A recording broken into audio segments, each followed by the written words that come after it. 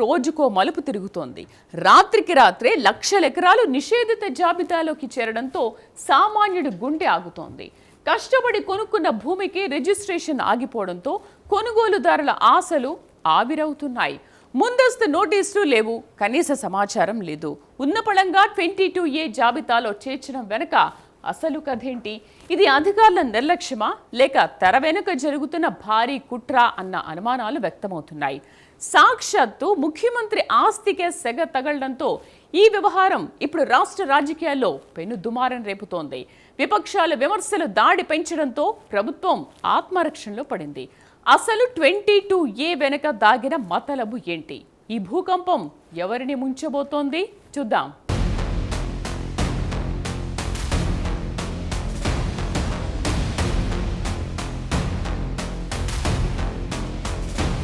తెలంగాణలో భూముల రిజిస్ట్రేషన్ల వ్యవహారం ఇప్పుడు సామాన్యులకు కంటి మీద కునుకు లేకుండా చేస్తోంది.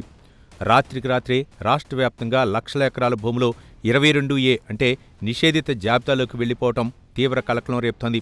ఏళ్ల తరబడి తమ ఆధీనంలో ఉన్న భూములు, ఎన్నో ఏళ్లుగా క్రయ విక్రయాలు జరుగుతున్న స్థలాలు ఉన్న ఫలంగా నిషేధిత జాబితాలో కనిపించడంతో భూ యజమానులు లబోదిబోమంటున్నారు. కనీసం ముందస్తు నోటీసులు ఇవ్వకుండా, భూ యజమానుల వాదన వినకుండా ఏకపక్షంగా ఈ నిర్ణయం తీసుకోవడంపై తీవ్ర ఆగ్రహం వ్యక్తమవుతోంది. ఒక భూమిని 22A జాబితాలో చేర్చాలంటే దానికి స్పష్టమైన కారణాలు ఉండాలి. రెవెన్యూ చట్టాల ప్రకారం నోటీసులు జారీ చేయాలి. కానీ ఇక్కడ ఎలాంటి నిబంధనలు పాటించకుండా ఇష్టారాజ్యంగా లక్షల ఎకరాలను బ్లాక్ లిస్టులో పెట్టడం వెనుక అధికారుల అత్యుత్సాహం ఉందా లేక మరేదైనా కారణం ఉందా అన్నది తేలాల్సి ఉంది. ఈ హఠాత్ పరిణామంతో రియల్ ఎస్టేట్ రంగం ఒక్కసారిగా కుదిలైంది. కొన్నేళ్లు అమ్మకాలు నిలిచిపోవడంతో వేలాది కోట్ల రూపాయల లావాదేవీలు ఎక్కడికక్కడ ఆగిపోయాయి. సామాన్య ప్రజలు తమ అవసరాల కోసం భూములు అమ్ముకుందామంటే రిజిస్ట్రేషన్లు కాక తీవ్ర ఇబ్బందులు పడుతున్నారు.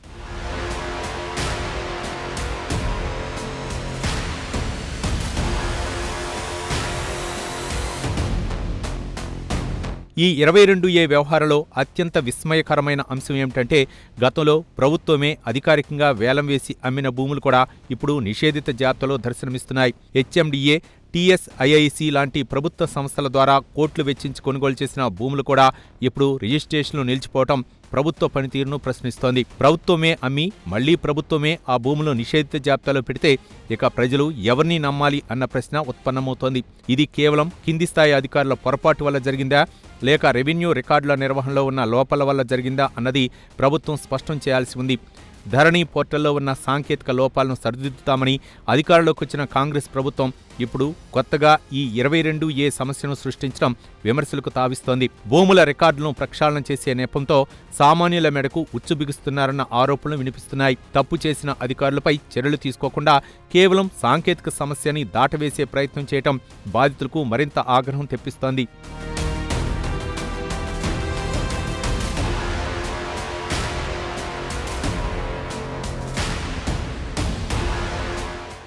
భూముల రికార్డుల్లో గందరగోళం, సామాన్యుడి బతుకులో ఆందోళనల మేళం, అధికారుల తీరుతో పెరుగుతున్న ఆగ్రహం. 22A పేరుతో జరుగుతున్నది ఏ దందా అన్నది ఇప్పుడు పెద్ద ప్రశ్న. ప్రభుత్వ భూములకు రక్షణ కల్పించాల్సిన వ్యవస్థలే సామాన్యుల ఆస్తులపై కన్నేస్తే ఇక దిక్కెవరు? ఈ తప్పుల వెనుక ఉన్న అసలు సూత్రధారులు ఎవరు? విపక్షాల ఆరోపణల్లో నిజమెంత? చూద్దాం.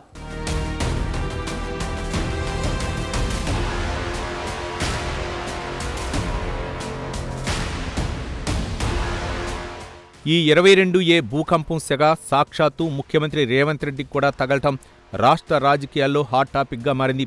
సీఎం రేవంత్ రెడ్డికి చెందిన స్వంత ఆస్తి కూడా ఈ నిషేధిత జాబితాలో చేరటం అధికారుల పనితీరుకు అద్దం పడుతోంది. ముఖ్యమంత్రి ఆస్తికే రక్షణ లేకపోతే ఇక సామాన్యుల పరిస్థితి ఏంటన్న ప్రశ్నలు వెల్లువెత్తుతున్నాయి. అయితే ఇక్కడ విపక్షాలు మరో కీలకమైన పాయింట్ లేవనెత్తుతున్నాయి. లక్షల ఎకరాలు 22Aలోకి వెళ్లినప్పుడు స్పందించని ప్రభుత్వం ముఖ్యమంత్రి ఆస్తికి సెగ తగిలిన తర్వాతే హడావుడిగా నిద్రలేచిందన్న విమర్శలు వినిపిస్తున్నాయి. సీఎం ఆస్తి నిషేధిత జాబితాలో ఉందని తెలిసిన వెంటనే రెవెన్యూ ఉన్నతాధికారులు పరుగులు తీయటం, రికార్డులు సరిదిద్దే పనిలో పడటం పలు అనుమానాలకు తావిస్తోంది. సామాన్యులు నెలల తరబడి రెవెన్యూ ఆఫీసుల చుట్టూ తిరుగుతున్నా పట్టించుకోని అధికారులు సీఎం అనగానే నిబంధనలు పక్కనబెట్టి పనిచేస్తున్నారని ప్రతిపక్షాలు ఆరోపిస్తున్నాయి. ఈ పరిణామం ప్రభుత్వానికి తీవ్ర ఇబ్బందికరంగా మారింది. వ్యవస్థలో ఉన్న లోపాలను సరిదిద్దాల్సిన ప్రభుత్వమే ఆ లోపాలకు బాధితురాలుగా మారటం విడ్డూరంగా ఉందన్న కామెంట్లు వినిపిస్తున్నాయి.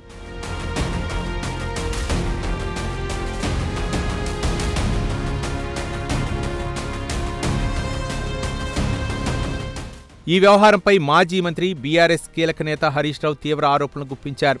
22A పేరుతో రాష్ట్రంలో భారీ కమిషన్ల దందా నడుస్తోందని ఆయన సంచలన వ్యాఖ్యలు చేశారు. కావాలని విలువైన భూములను నిషేధిత జాబితాలో పెడుతున్నారని, ఆ తర్వాత వాటిని జాబితా నుంచి తొలగించేందుకు ఎకరానికి ఇంత చొప్పున రేటు కట్టి వసూళ్లకు పాల్పడుతున్నారని హరీష్ రావు ఆరోపించారు. రియల్ ఎస్టేట్ వ్యాపారులను, బిల్డర్లను బెదిరించి కోట్లు దండుకునేందుకే ఈ 22A అస్త్రాన్ని వాడుతున్నారని ఆయన విమర్శించారు. ఈ ఆరోపణలు రాష్ట్ర రాజకీయాల్లో తీవ్ర దుమారం రేపుతున్నాయి. ఒకవేళ హరీష్ రావు ఆరోపణలో నిజముంటే ఇది రాష్ట్ర చరిత్రలోనే అతిపెద్ద భూకుంభకోణంగా మారే అవకాశం ఉంది. ఈ ఆరోపణలపై ప్రభుత్వం తక్షణమే స్పందించి సమగ్ర విచారణ జరిపించాల్సిన అవసరం ఉంది. కేవలం రాజకీయ విమర్శలుగా కొట్టిపారేయకుండా వాస్తవాలను ప్రజల ముందుంచాలి. లేకపోతే ప్రభుత్వ పెద్దల కనుసన్నల్లోనే ఈ దందా నడుస్తోందన్న అనుమానాలు ప్రజల్లో బలపడే ప్రమాదం ఉంది. పారదర్శక పాలన అందిస్తామని చెప్పిన కాంగ్రెస్ ప్రభుత్వం ఈ ఆరోపణలకు సరైన సమాధానం చెప్పాల్సిన బాధ్యత ఉంది.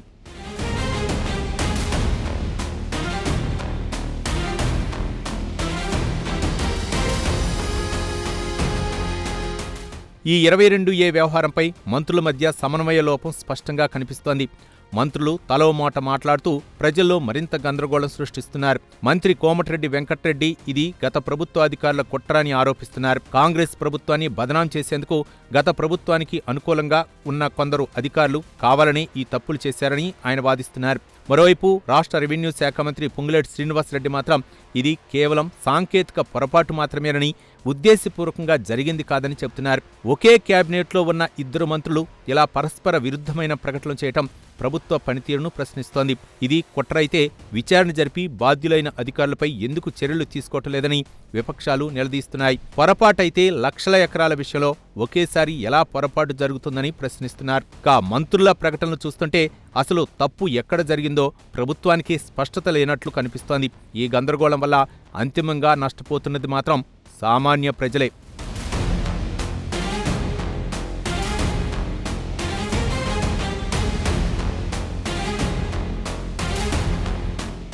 మంత్రుల మాటల్లో పొంతన లేదు, అధికారుల తీరులో మార్పు లేదు, బాధితుల కష్టాలకు అంతులేదు. 22A పేరుతో సాగుతున్న ఈ నాటకంలో అసలు విలన్ ఎవరు? కుట్రాని ఒకరు, పొరపాటు అని మరొకరు చెబుతుంటే ప్రజలు ఎవరిని నమ్మాలి? ఈ భూముల మాయాజాలం వెనుక ఉన్న అసలు రహస్యం ఏంటి? విపక్షాల డిమాండ్లకు ప్రభుత్వం తలొగ్గుతుందా?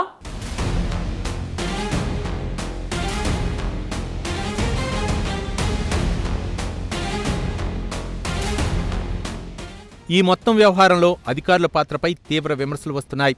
లక్షల ఎకరాల భూములను 22A జాబితాలో చేర్చడం వెనుక కింది స్థాయి సిబ్బంది నుంచి పై స్థాయి అధికారుల వరకు అందరి ప్రమేయం ఉందన్న ఆరోపణలు వినిపిస్తున్నాయి. ఇంత పెద్ద ఎత్తున తప్పులు జరుగుతున్నా ఉన్నతాధికారులు ఎందుకు పర్యవేక్షించలేదన్నది ప్రధాన ప్రశ్న. ఒకవేళ ఇది నిజంగా కుట్ర అయితే ఆ కుట్ర వెనుక ఉన్న మాస్టర్ మైండ్ ఎవరు అన్నది తేలాల్సి ఉంది. తప్పు చేసిన అధికారులపై కఠిన చర్యలు తీసుకుంటే భవిష్యత్తులో ఇలాంటి ఘటనలు పునరావృతం కాకుండా ఉంటాయి. కానీ ప్రభుత్వం ఇప్పటివరకు ఏ ఒక్క అధికారిపైనా చర్యలు తీసుకోకపోవటం పలు అనుమానాలకు తావిస్తోంది. అధికారులను కాపాడే ప్రయత్నం జరుగుతోందా అన్న విమర్శలు వస్తున్నాయి. రెవెన్యూ వ్యవస్థలో ప్రక్షాళన అవసరమని పదే పదే చెబుతున్న ప్రభుత్వం ఆచరణలో మాత్రం విఫలమవుతోందన్న అభిప్రాయం వ్యక్తమవుతోంది. పారదర్శకత లోపించడం వల్లే ఇలాంటి సమస్యలు తలెత్తుతున్నాయని నిపుణులు చెబుతున్నారు. అధికారుల జవాబుదారీతనం పెంచేలా కఠిన చట్టాలు తీసుకురావాల్సిన అవసరం ఎంతైనా ఉంది.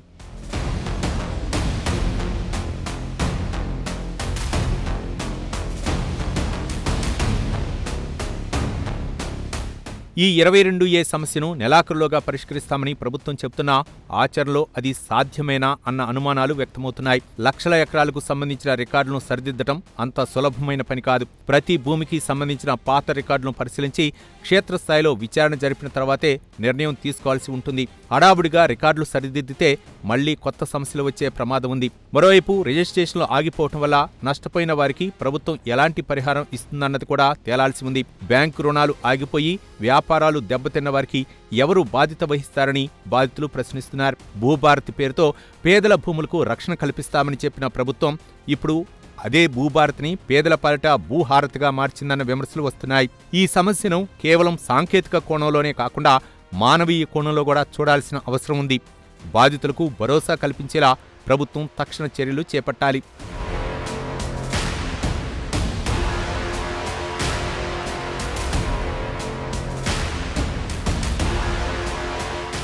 ఈ ఈ భూముల వివాదంలో బీజేపీ నేత మల్కాజ్గిరి ఎంపీ ఈట్ల రాజేందర్ చేసిన ఆరోపణలు మరింత కలకలం రేపుతున్నాయి. హైడ్రా, పోలీసుల సాయంతో పేదల భూములను లాక్కునే కుట్ర జరుగుతోందని ఆయన తీవ్రస్థాయిలో ధ్వజమెత్తారు. చెరువుల పరిరక్షణ, ప్రభుత్వ భూముల ఆక్రమణల తొలగింపు పేరుతో ఏర్పాటు చేసిన హైడ్రా వ్యవస్థను ఇప్పుడు పేదలు, మధ్యతరగతి ప్రజలను భయభ్రాంతులకు గురిచేయడానికి వాడుకుంటున్నారని విమర్శించారు. ఒకవైపు 22A పేరుతో రిజిస్ట్రేషన్లు ఆపేసి, మరోవైపు హైడ్రా పేరుతో ఇళ్లు కూలగొడుతూ ప్రజల ఆస్తులపై కన్నేశారని ఆరోపించారు. ఈటెల వ్యాఖ్యలు రాష్ట్ర రాజకీయాల్లో కొత్త చర్చకు దారితీశాయి. ప్రభుత్వ భూములను కాపాడటం ఎంత ముఖ్యమో, ఏళ్ల తరబడి నివాసం ఉంటున్న పేదల హక్కులను పరిరక్షించడం కూడా అంతే ముఖ్యమని విశ్లేషకులు అభిప్రాయపడుతున్నారు. హైడ్రా చర్యలు కేవలం సామాన్యులకే పరిమితం కాకుండా బడాబాబుల ఆక్రమణలపై ఉక్కుపాదం మోపితేనే ప్రభుత్వానికి చిత్తశుద్ధి ఉన్నట్లు భావించాల్సి ఉంటుంది. లేని పక్షంలో ఈట్ల రాజేందర్ చేస్తున్న ఆరోపణలకు బలం చేకూరినట్లు అవుతుంది.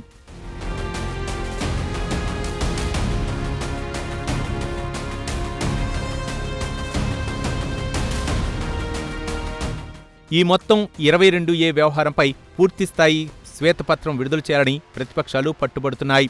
అసలు ఎన్ని లక్షల ఎకరాలు నిషేధిత జాబితాలోకి వెళ్లాయి, అందులో ప్రభుత్వ భూములు ఎన్ని, ప్రైవేటు భూములు ఎన్ని, అసైన్డ్ భూములు ఎన్ని అన్నదానిపై స్పష్టమైన లెక్కలు చెప్పాలని డిమాండ్ చేస్తున్నాయి. ముందస్తు నోటీసులు లేకుండా భూములను ఎందుకు బ్లాక్ చేశారో, దీని వెనుక ఉన్న అధికారుల పేర్లను బయటపెట్టాలని కోరుతున్నాయి. విపక్షాల డిమాండ్కు ప్రభుత్వం ఎలా స్పందిస్తుందన్నది ఇప్పుడు ఆసక్తికరంగా మారింది. నిజంగానే ఇది కేవలం సాంకేతిక పొరపాటైతే శ్వేతపత్రం విడుదల చేయడానికి ప్రభుత్వానికి ఎలాంటి అభ్యంతరం ఉండకూడదు. కానీ ప్రభుత్వం ఈ డిమాండ్ను దాటవేసే ప్రయత్నం చేస్తే మాత్రం తెర వెనుక ఏదో పెద్ద కుంభకోణం జరిగిందన్న అనుమానాలకు మరింత బలం చేకూరుతుంది. పారదర్శకత గురించి పదే పదే మాట్లాడే కాంగ్రెస్ ప్రభుత్వం ఈ విషయంలో వాస్తవాలను ప్రజల ముందు ఉంచాల్సిన నైతిక బాధ్యత ఉంది. శ్వేతపత్రం ద్వారా మాత్రమే ప్రజల్లో నెలకొన్న గందరగోళాన్ని, భయోందోళనను తొలగించడం సాధ్యమవుతుంది.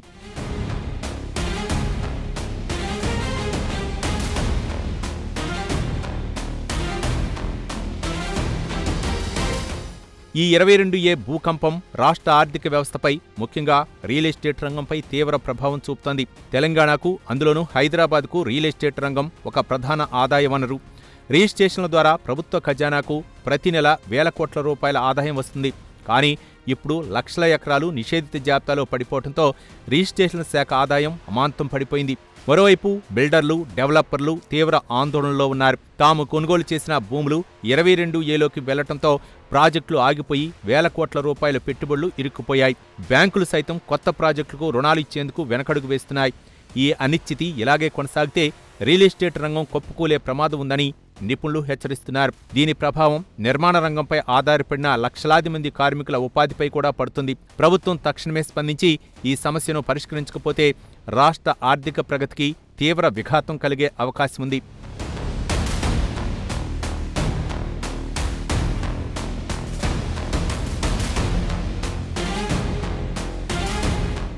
భూముల చుట్టూ రాజకీయాల రచ్చ, సామాన్యుడి బతుకులో కన్నీటి మచ్చ. రియల్ ఎస్టేట్ రంగానికి తగిలింది పెద్ద దెబ్బ. ప్రభుత్వానికి ఇది నిజంగానే పెద్ద అగ్ని పరీక్ష. శ్వేతపత్రం ఇస్తారా లేక దాటవేస్తారా? బాధితుల కన్నీళ్లు తుడుస్తారా లేక చేతులెత్తేస్తారా? కోర్టు మెట్లు ఎక్కక ముందే సమస్యకు పరిష్కారం దొరుకుతుందా?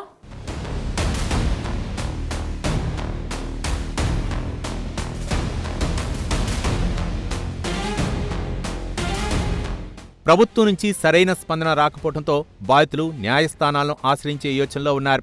ఎలాంటి నోటీసులు ఇవ్వకుండా తమ ఆస్తులను నిషేధిత జాబితాలో చేర్చడం ప్రాథమిక హక్కుల ఉల్లంఘన కిందకే వస్తుందని న్యాయ నిపుణులు సైతం స్పష్టం చేస్తున్నారు.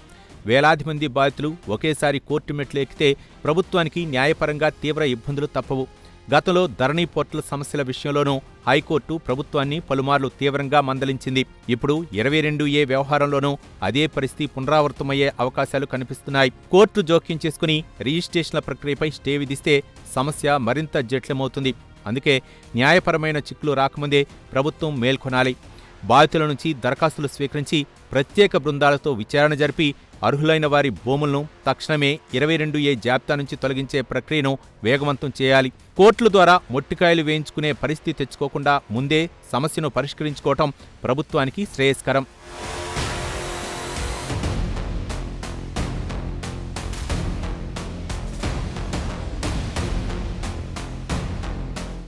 గత బీఆర్ఎస్ ప్రభుత్వం తీసుకొచ్చిన ధరణి పోర్టల్లో ఎన్నో లోపాలు ఉన్నాయని, వాటిని సరిదిద్దుతామని కాంగ్రెస్ నాయకులు ఎన్నికల సమయంలో హామీ ఇచ్చారు. ధరణి స్థానంలో భూమాత పోర్టల్ తెస్తామని చెప్పారు. కానీ అధికారంలోకి వచ్చిన తర్వాత పాత సమస్యలను పరిష్కరించకపోగా 22A రూపంలో కొత్త సమస్యలను సృష్టించారన్న విమర్శలు వెల్లువెత్తుతున్నాయి. రోగం కంటే చికిత్స ప్రమాదకరంగా మారిందన్న చందంగా ప్రస్తుత రెవెన్యూ వ్యవస్థ తయారైంది. ధరణిలో కనీసం ఎవరి భూమి ఎక్కడ ఉందో తెలిసేది. కానీ ఇప్పుడు అసలు తమ భూమి తమకు దక్కుతుందో లేదో తెలియని అయోమయ పరిస్థితి నెలకొంది. సాంకేతికతను ఉపయోగించి పారదర్శకత పెంచాల్సింది పోయి అదే సాంకేతికతను సాగ్గా చూపి సామాన్యులను ఇబ్బంది పెట్టడం సరికాదు. రెవెన్యూ రికార్డుల ప్రక్షాళన పేరుతో జరుగుతున్న ఈ ప్రయోగాల వల్ల ప్రజలు తీవ్రంగా నష్టపోతున్నారు. ప్రభుత్వం ఒక స్పష్టమైన విధానాన్ని రూపొందించి రెవెన్యూ చట్టాలను సరళీకరించి ప్రజలకు ఇబ్బంది కలగకుండా భూముల రిజిస్ట్రేషన్లు జరిగేలా చూడాల్సిన అవసరం ఉంది.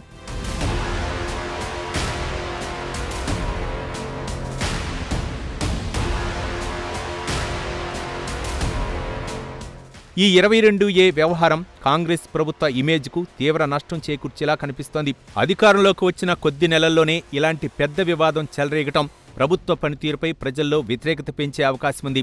ముఖ్యంగా రైతులు, మధ్యతరగతి ప్రజలు ఈ పరిణామాలతో తీవ్ర అసంతృప్తికి గురవుతున్నారు. ప్రతిపక్ష బీఆర్ఎస్, బీజేపీలు ఈ అవకాశాన్ని అందిపుచ్చుకొని ప్రభుత్వంపై ముప్పెట దాడి చేస్తున్నాయి. ప్రజల ఆస్తులకు రక్షణ కల్పించలేని ప్రభుత్వం ఎందుకని నిలదీస్తున్నాయి. ఈ రాజకీయ దాడిని తిప్పికొట్టడంలో కాంగ్రెస్ మంత్రులు, నాయకులు తడపడుతున్నారు. సరైన సమాచారం లేకపోవటం, మంత్రుల మధ్య సమన్వయం లోపించడం వల్ల ప్రభుత్వం ఆత్మరక్షణలో పడింది. ఈ డ్యామేజ్ కంట్రోల్కు ముఖ్యమంత్రి రేవంత్ రెడ్డి స్వయంగా రంగంలోకి దిగాల్సిన పరిస్థితి ఏర్పడింది. ప్రజల్లో నెలకొన్న అపోహలను తొలగించి బాధితులకు న్యాయం జరిగేలా చూస్తేనే ప్రభుత్వంపై నమ్మకం నిలబడుతుంది. లేని పక్షంలో రాబోయే స్థానిక సంస్థల ఎన్నికల్లో కాంగ్రెస్ పార్టీకి ఈ 22A వ్యవహారం పెద్ద మైనస్గా మారే ప్రమాదం ఉంది.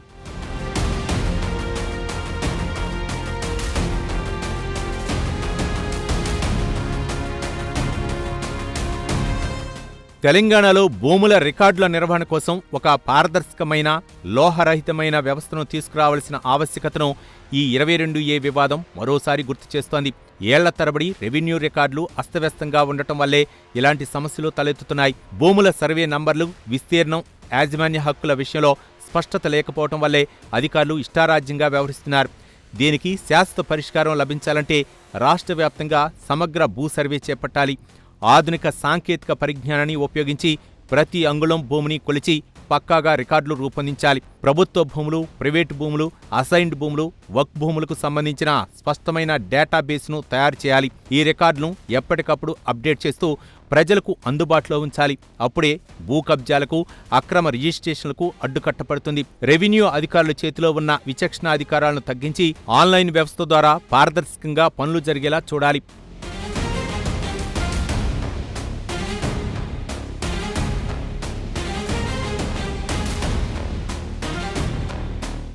మొత్తానికి 22A భూముల వివాదం రేవంత్ రెడ్డి ప్రభుత్వానికి అతిపెద్ద సవాల్గా మారింది.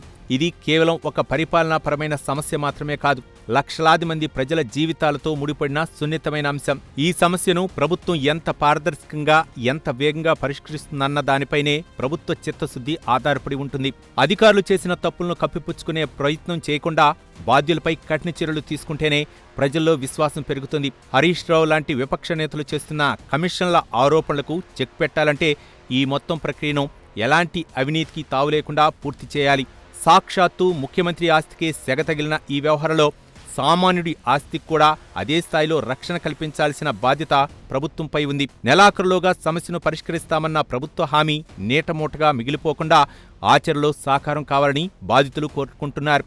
ఈ అగ్ని పరీక్షలో రేవంత్ రెడ్డి సర్కార్ నెగ్గుతుందా లేక చతికిలపడుతుందా అన్నది కాలమే నిర్ణయించాలి.